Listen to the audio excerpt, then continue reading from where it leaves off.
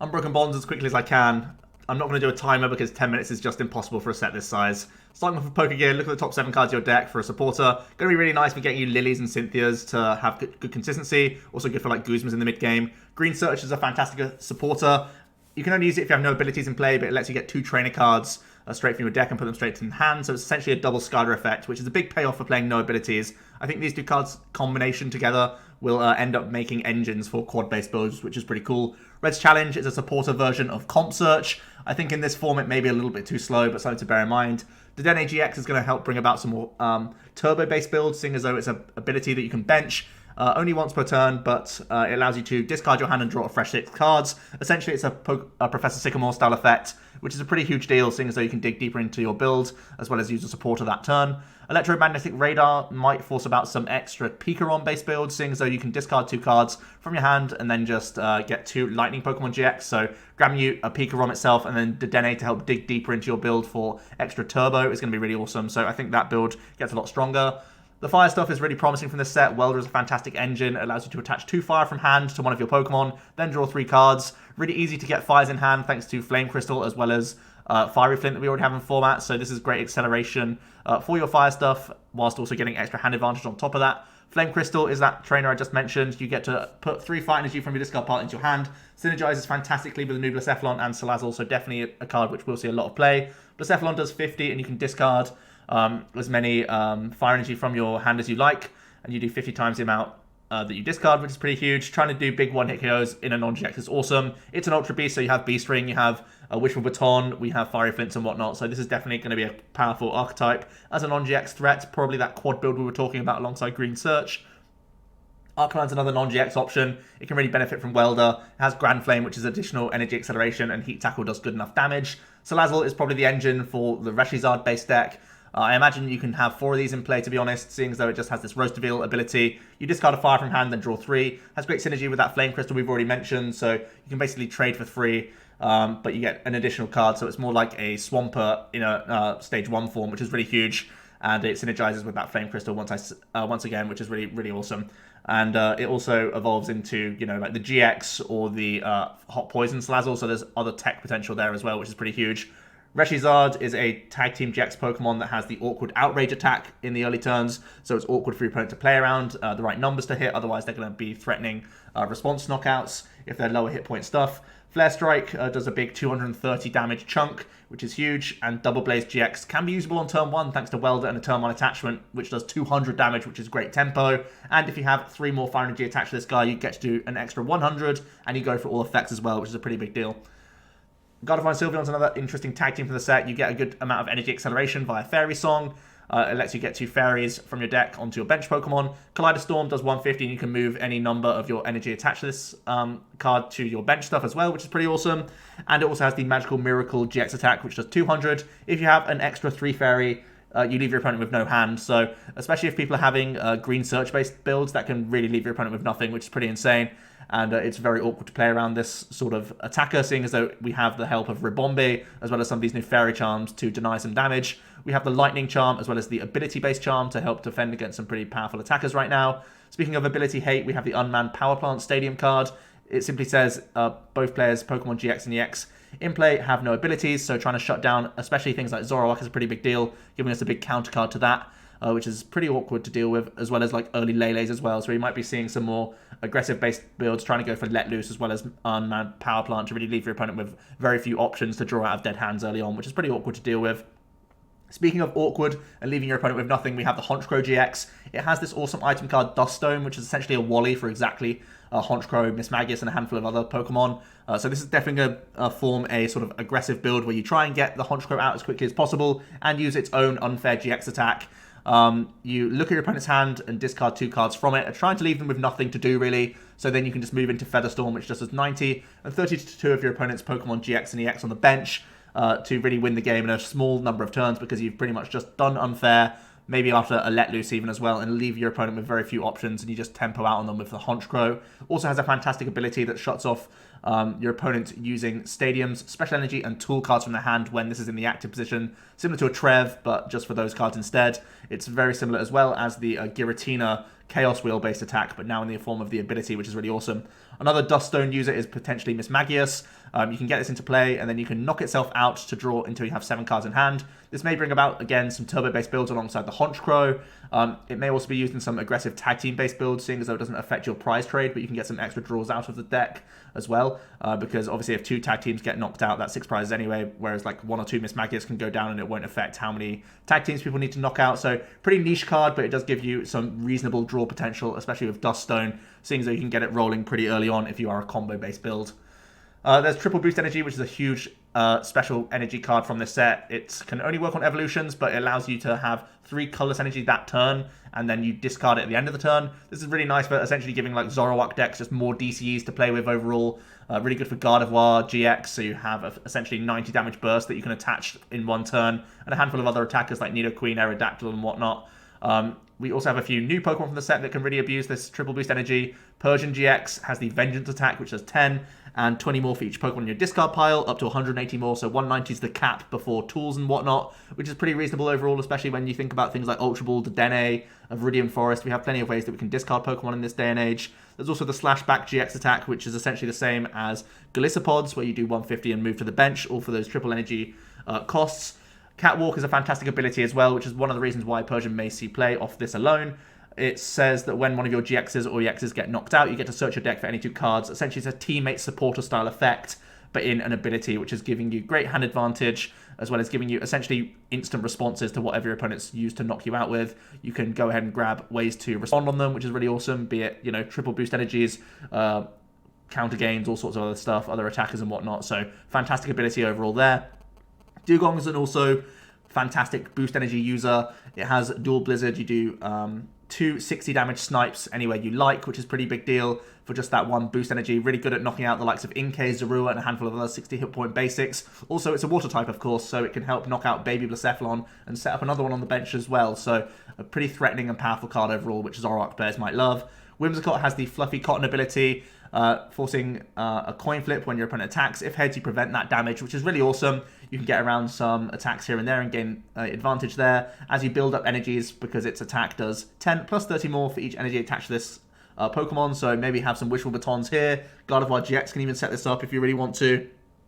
And you can get Energy Blow powered up pretty quickly. The Toy Box GX attack reads very similar to Algorithm GX from Metagross, but it's on a stage 1 instead. This can help you grab things like triple boost energies, DCs, and all that good stuff for future turns as well. So not something to sleep on either. Pretty interesting Whimsicott there. We then have a lot of mill support in this set. Lieutenant Surge's strategy is probably the biggest supporter here. When you're behind, you're able to use Lieutenant Surge, and then you're able to play 2 more supporter cards in that turn after using Surge, which is a pretty big deal. You can do Lusamine and instantly get back the supporter you need at the right time. You can even Lusamine back the Surge and then play a different supporter that turn as well, which is a pretty big deal. Really giving you a good response in mill in order to just play to your opponent's board however you like. There's some tanking metal stuff in the set as well. Lucario Melmetal GX has an insane GX attack. For just 1 colorless, you get to reduce 30 damage done to your metal Pokemon for the entire remainder of the game, which is pretty insane. If you have an additional colorless energy attached as well, so essentially a DCE, you can discard all energy from your opponent's active Pokemon, which is also really awkward. We've seen how Lost Purge GX from Lugia has been used, as well as Articuno GX with Cold Crush. This is a very similar effect, but you also get that 30 damage reduction for the remainder of the game, which is pretty insane. We then have the Steel Fist attack, which does 50 for just that DC. It's a little bit of a prodding style attack, but alongside Acerolas and all this tanking from frying pans and whatnot, this guy can really be an awkward archetype that slowly chips away at your opponent and eventually does take prizes, but also has the option to play Lusamine, Plumeras, and all that awkward stuff. We also have a non-GX Melmetal from the set. It has 150 hit points. Also, we can have like frying pans and whatnot to make him even tankier.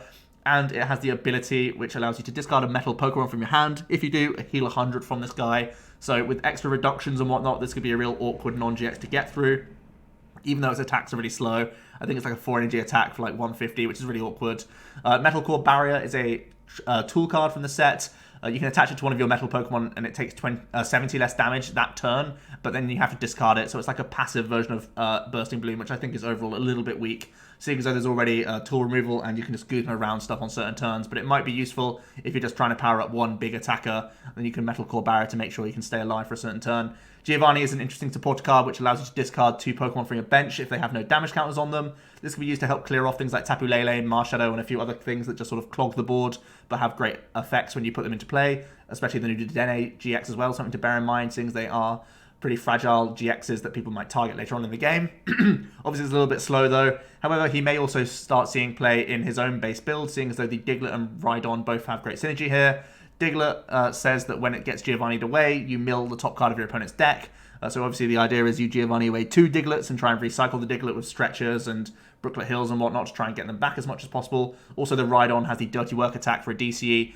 If you use the Giovanni that turn, you discard the top 5 cards of your opponent's deck, which is pretty awkward to deal with, and similar to essentially a Magcargo's GX attack for the 1 fire, now in a DCE-based form that we can try and spam. Obviously, there's counter energies, DCEs, triple boost energies, and also remember that Rhydon evolves into Rhyperior, which also has a milling style ability as well. So definitely the makings of a mill deck here, so something to bear in mind. More interesting fighting stuff. We have the Stadium Fighting Dojo. You do 10 extra damage if you have a fighting basic energy attached to your Pokemon, but if you're behind on prize cards, you do an additional 40. This is really, really powerful overall. It's giving you great combat mechanics. It's not usable for Ultra Beast, so do bear that in mind. Marshall Machank is a really nice revenge style attacker. It has 270 hit points, so really chunky, and it does 30 plus 90 more if one of your Pokemon was knocked out last turn for a fighting colorless.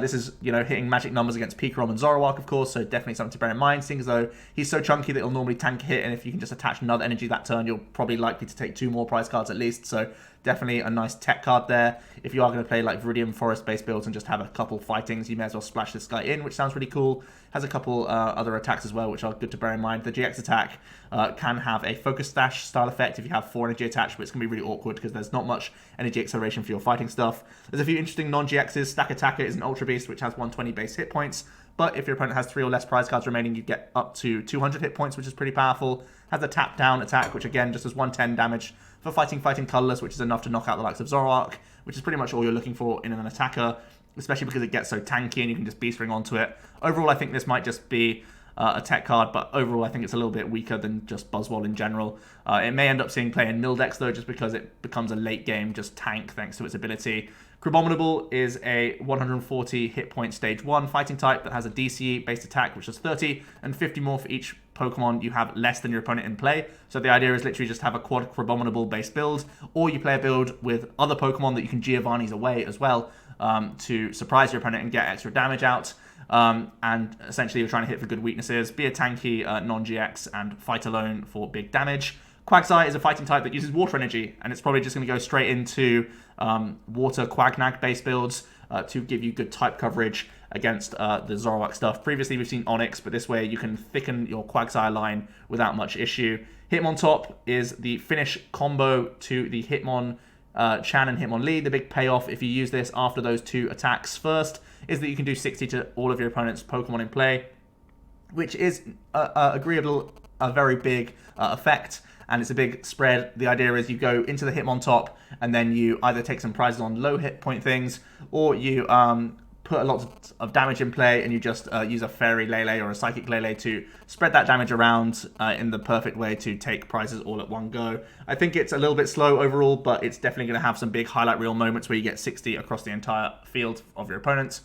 Moving on to lots of psychic stuff, speaking of spread, Wheezing is essentially a flying flip in its attack, but you do 40 base damage instead of the 20, but it also comes with this fantastic ability, Detention Gas. In between turns, you put 1 counter on each of your opponent's basic Pokemon. This is really going to add up if there are lots of quad-based basic builds, and could be a really awkward ability to get through, similar to Flygon's old Sand Slammer, but only for basics. Then we have this whole Gengar evolution line. Ghastly can cheat Haunter's out into play when it gets knocked out. Haunter has a spreading style attack that also poisons the active, and then Gengar has the Shadow Pain ability that allows you to put 6 counters on GXs or EXs on your opponent's side of the field in any way that you like, and a triple boost energy style attack, which just does 70 for that 3 colorless, and your opponent's now poisoned and asleep.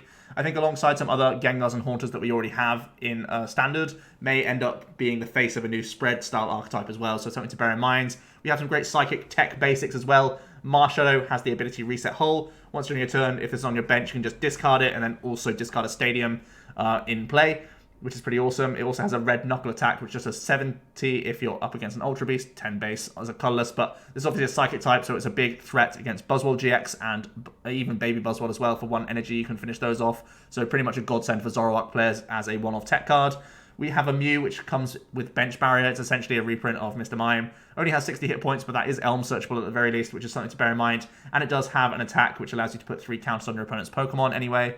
Then we have a Mewtwo as well that has a great ability. You can bench it, and then you can search your discard pile for a supporter card and put it on top of your deck. Essentially, it's a slow version of Versus Seeker. It does fill up a bench space, which is something to bear in mind. Also, you know, Muck can shut this down as well, so it may not be quite perfect in Zoroark-based builds, but I can foresee, thanks to it being a Psychic type, it's really searchable via Treasure, Ultra Ball, and whatnot, that you can get this Versus Seeker style effect and then instantly like trade into it or Acrobike into it and have lots of synergies to get into this Mewtwo to finish off games.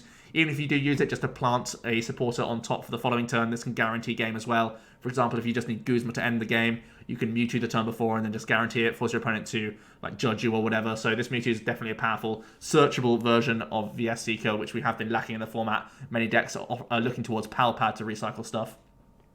We have a lot of Ultra Beast support. Beastbringer can only be used if you have 6 prize cards remaining. You attach it to one of your Ultra Beasts. If it takes a knockout on a GX Pokemon, you get to draw an additional prize card. Really big payoff, but doesn't quite synergize with many of the tag team, of the Ultra Beasts out there, seeing as though both the new Buzzwole and the old Buzzwole like doing Jet Punch early pressure. Blacephalon a lot of the time likes to use Burst GX, so it sort of forces you to set up some big knockouts all in once.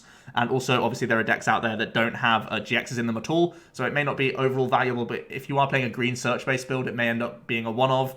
Buzzwole Pheromosa is a fire-weak tag team, which is always something that makes me skeptical, because there's so much fire support in this new set. But it does have 260 hit points. It has this Jet Punch attack that we're so familiar with at this point. It also has Elegant Soul, which does 190 for 3 energy. But the Beast Game GX attack is definitely something to bear in mind. You just do 50 damage for a single Grass Energy, but if you knock out a Pokemon from this attack, you get to take an additional prize card, which is a really big swing, especially if you're knocking out some baby basics really easily, and essentially taking a GX knockout for maybe knocking out a Zorua, which would be a pretty big deal, especially because you can bear in mind that this has the Ultra Beast tag, so you can use Beast Energy and whatnot, which is pretty insane when you think about it. If you have an additional 7 energy attached, you get to take 3 more prize cards if you take the knockout with just 50 damage little poke.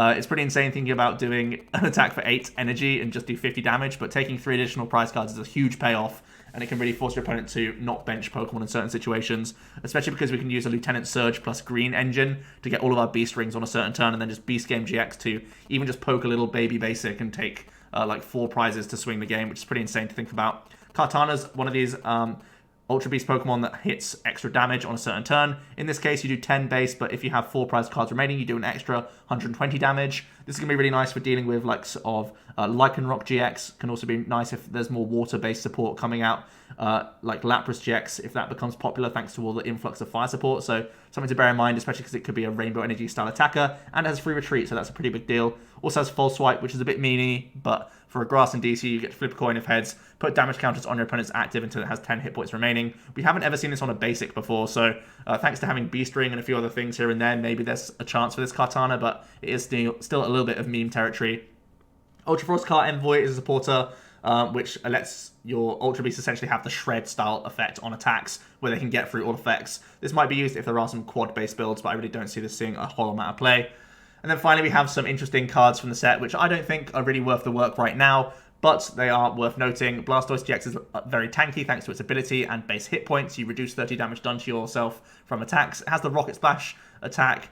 For 2 water, you do 60 and shuffle as many water from your Pokemon into your deck, and you do 60 for the amount that you shuffled in. This obviously synergizes with the other Blastoise that we have in set right now that accelerates water from the top of your deck, so a small synergy going on here, but you do need multiple stage 2s to be in play. Its Jet Geyser GX attack is pretty poor as well.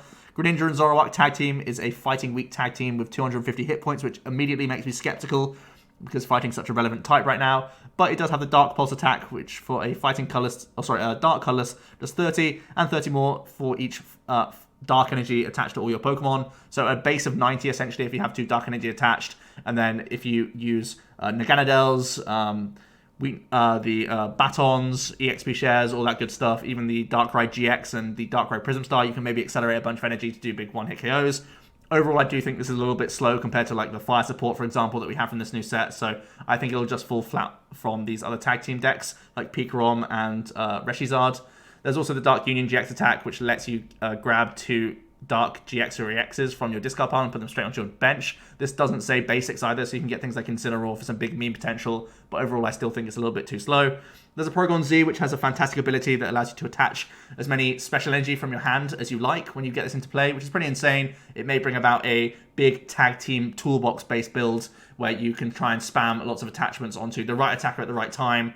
Seeing as they have such big hit points inherently that you'll find one that either hits for weakness on your opponent or doesn't get hit back for weakness, so you can do some tanking and hitting and then try and use Ace of Rollers with your Porygon to just cycle these attackers throughout the entire game, which is pretty interesting. It is a stage 2 though, so it's something to bear in mind.